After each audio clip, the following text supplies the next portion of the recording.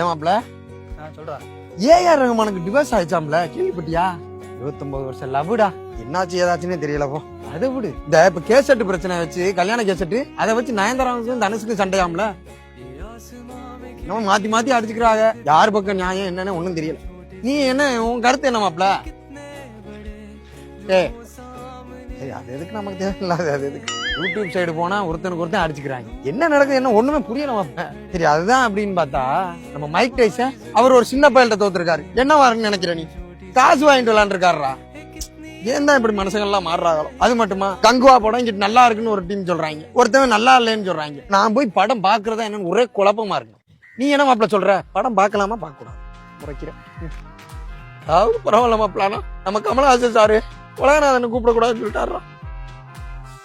ரொம்ப மனசாதான்டா கஷ்டமா இருக்கு. எப்பேற்பட்ட ஆளு தெரியுமா அவர்? அந்த ஒரு கூரை ஒண்ணு மிதந்துகிட்டு இருக்கே, அது என்னன்னு தெரியுதா? நம்ம வீடு.